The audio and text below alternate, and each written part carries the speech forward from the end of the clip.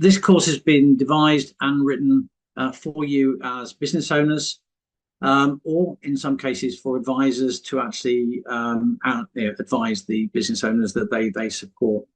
And we're here to try and give you all the help and support you need to be successful, to grow a business that is exit ready. I just want to put a explanation on what we mean by exit ready. Exit ready does not mean that you are retiring and selling your business.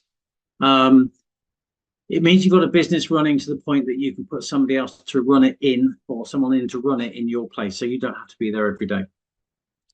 So you could do that, or you could hand it on to the next generation, or you could potentially hand it on to your management team, or an employee ownership trust could be formed, or indeed you could actually sell it and exit the business. So yeah, this is all integrated into growing a successful business.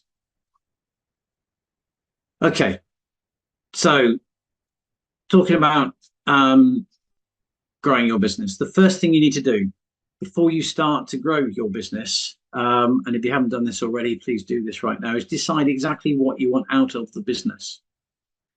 Because success means different things to different people. Some people are happy just as they are, content without growth, running a lifestyle business, but maybe just wanting a little less stress, slightly improved work-life balance, and maybe a bit more cash without having to work too many more hours.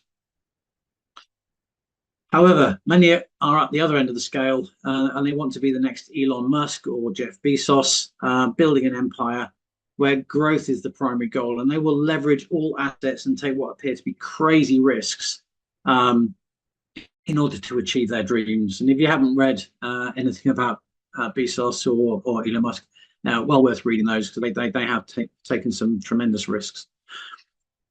Most of us are somewhere in the middle.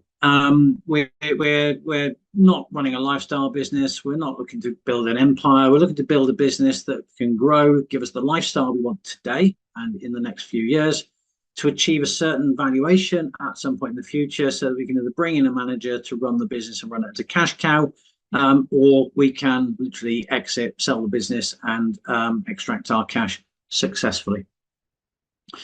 There is no right or no wrong. It's very much up to you to decide. But the sooner you do decide exactly what you want, and the clearer you are on what you are looking to achieve, the more likely you are to get there, and to get there sooner. And when you've decided, make sure you put a timeline to your plans, because if you haven't got a specific date by which you want to achieve your plans, it's not a plan, it's a wish. Okay, so with a plan and a deadline, you can break your goal down. You can break it down into where you want to be in 10 years' time, in 5 years' time, at the end of next year, and then you can break that down still further. You can break it down, where do you want to be at the end of the next quarter? Where do we want to be at the end of the next month? Where do we want to be at the end of this week? And ultimately, what do we need to do today to achieve what we need to have done by tomorrow? And each of these small steps moves you closer and closer to your goal, but you have to be clear on what your goals are. And remember, this isn't just for you, this is for your entire team. And also don't forget that your business should be supporting your personal life as an owner manager, as a shareholder. It's not just about the business. So be clear on your personal goals and how your business fits into your personal goals, because the two are completely intertwined. How much you enjoy your life outside of business today may depend very much on how much money your business can afford to pay you today. So you must make sure you have a clear idea of what your personal goals are, your personal time frame, so the two are inextricably linked.